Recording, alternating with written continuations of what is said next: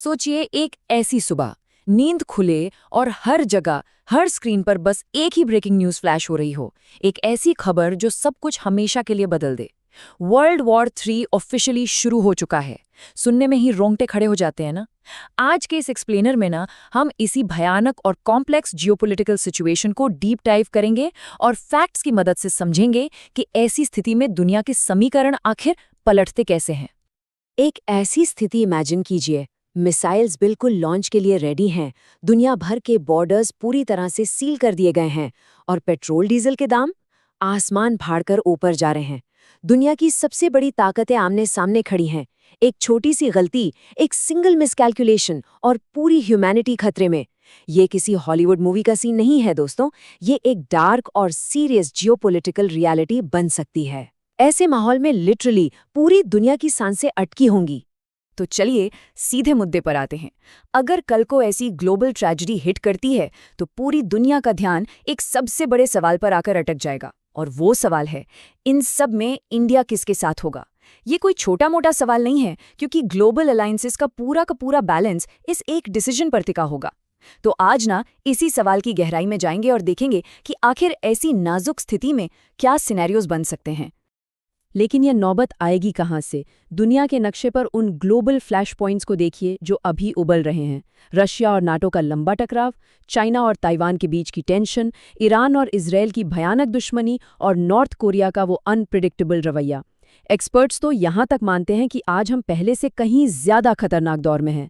इन चारों dangerous regions में से कहीं भी एक छोटी सी चिंगारी और पूरी दुनिया आग में झोंकी जा सकती है। और अगर वो चिंगारी भड़की तो दुनिया बिल्कुल क्लियर कट दो कैंप्स में बट जाएगी। एक तरफ होगी साइड 1, जिसमें अमेरिका, नेटो कंट्रीज, यूरोप और जापान होंगे, और ठीक उनके सामने साइड 2 में खड़े होंगे चाइना, रशिया, ईरान और नॉर्थ कोरिया। ये दोनों मैसिव कैंप्स अपनी पूरी ताकत के साथ आमने सामने होंगे, और दुनिया के बाकी देशों को मजबूरन, चाहकर या ना चाहकर, इन्हीं दो साइड्स में से किसी एक को चुनना पड़ेगा। पर यहाँ आकर ना कहानी में एक बहुत बहुत बड़ा सस्पेंस आता है।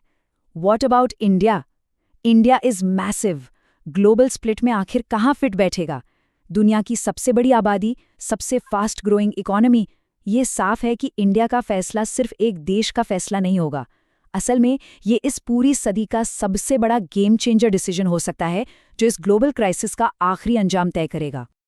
अब इन अलायंसेस को थोड़ा और करीब से समझते हैं। पिछले कुछ सालों में देखा जाए तो अमेरिका और इंडिया की दोस्ती बहुत तेजी से आगे बढ़ी है। $multi-billion की defence deals, cutting edge tech partnerships, boom करता हुआ बिजनेस और क्वाड अलायंस में एक साथ खड़े होना। सच्चाई तो ये है कि अमेरिका को आज इंडिया की सख्त जरूरत है।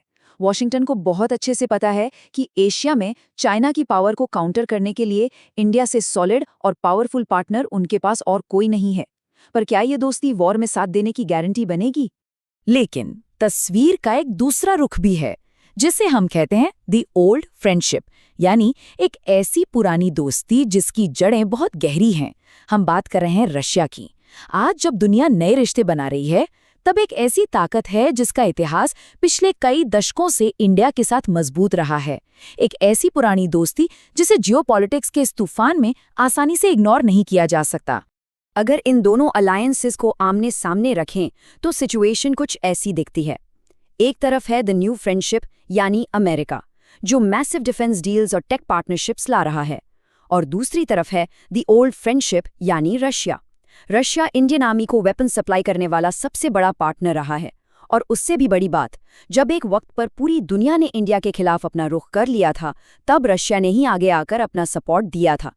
तो अब सबसे बड़ा सवाल, क्या ऐसी क्राइसिस में उस देश का साथ छोड़ना पॉसिबल है जिसने बुरे वक्त में साथ दिया हो?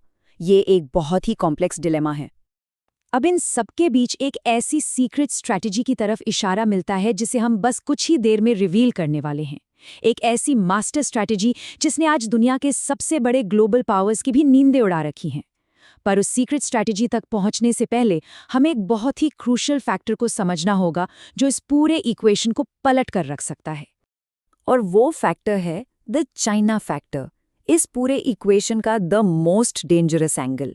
अब तक हम ग्लोबल प्रॉब्लम और बड़ी अलायंसेस की बात कर रहे थे, लेकिन अब इस पूरे डिलेमा में एक डार्क हॉर्स की एंट्री होती है।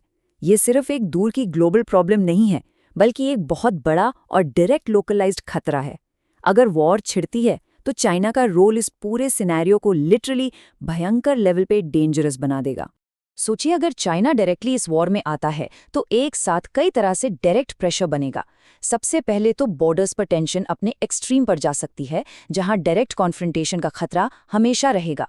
उसके बाद इंडियन ओशन में ट्रेड रूट्स और मैरिटाइम सिक्योरिटी पर मंडराता हुआ खतरा।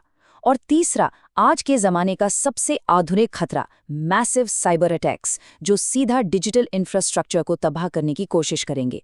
ये सब मिलाकर एक इमेंस सफोकेटिंग प्रेशर क्रिएट करेगा। तो ऐसी हालात में एक बहुत ही क्रिटिकल सवाल सामने आता है, क्या ये इतना बड़ा ग्लोबल सुपर पावर प्रेशर आखिरकार एक क्लियर डिसीजन लेने पर मजबूर कर देगा? क्या वेस्टर्न कैंप्स, ईस्टर्न कैंप्स और पड़ोसियों का ये बेहिसाब दबाव इस बात को ज़रूरी बना देगा कि किसी एक साइड को चुनना ही पड़े? क्या इस दबाव के आगे झुकना पड़ेगा? ये हमारे आज के इस विश्लेषण का सबसे बड़ा टर्निंग पॉइंट है। और यहीं से निकलता है वो शानदार जवाब और वो सीक्रेट स्ट्रैटेजी जिसका जिक्र हमने थोड़ी देर पहले किया था। और वो रियल प्लान है इंडिया फर्स्ट। एक्सपर्ट्स इसे लिटरली एक स्ट्रेटेजिक मास्टर क्लास मानते हैं। इसका मतलब क्या है? इसका सीधा सा फोकस है देश के अपने उत्थान और इंडिपेंडेंट पावर पर। किसी भी एक जियोपॉलिटिकल कैंप की कठपुतली बनने से साफ इनकार। ये स्ट्रेटजी दिखाती है कि कैसे एक ही वक्त पर अमेरिका से दोस्ती, रशिया से दोस्ती और यहाँ तक कि मिडिल ईस्ट के साथ भी बेहतरीन डिप्लोमैटिक रिलेशंस मेंटेन किए जा सकते हैं, बिना किसी एक के दबाव में आए। अपनी टर्म्स पर रिश्ते निभाना और अपनी सॉवरेनिटी को सबसे ऊपर रखना, यही असल गेम है। असल में इस अप्रोच की वजह से जो हिस्टोरिकल ट्रांसफॉर्मेशन आया है ना, वो मैसिव है। एक वक्त था जब हिस्टोरिकली इस देश को ग्लोबल पॉलिटिक्स में थोड़ा वीक माना जाता था। मेजर पावर्स आती थी, अपने हिसाब से हरास करती थीं, दबाव डालती थीं। लेकिन आज तस्वीर बिल्कुल अलग है। ये ट्रांसफॉर्मेशनल जर्नी एक ऐसे देश की है जो अब एक ग्लोबल पावर में इवॉल्व हो चुका है। आज स्थिति ये है कि हर बड़ा देश, चाहे वो किसी भी कैंप का हो, इस पावर को अपनी साइड रखना चाहता है। ये सच में एक कमाल का शिफ्ट है। और इस पूरी चर्चा का सबसे बड़ा नतीजा ये निकलता है कि द फ्यूचर डिसाइडर। अगर आने वाले वक्त में भगवान न करे वर्ल्ड वॉर 3 जैसी कोई स्थिति आती है, तो दुनिया का फ्यूचर अब अमेरिका या चाइना अकेले बैठकर तय नहीं करेंगे, बल्कि ये नया उभरता हुआ ग्लोबल पावर अपनी इंडिपेंडेंट नीतियों से ये डिसाइड करेगा कि ग्लोबल पावर बैलेंस और ह्यूमैनिटी किस तरफ जाएगी। ग्लोबल डायनामिक्स अब हमेशा के लिए बदल चुके हैं।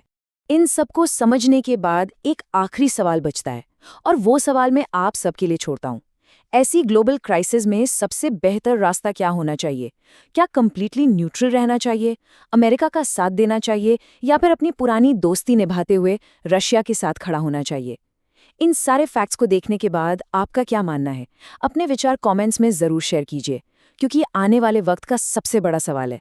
आज के इस एक्सप्लेनर में हमारे साथ जुड़ने के लिए आप सबका बहुत बहुत धन्यवाद।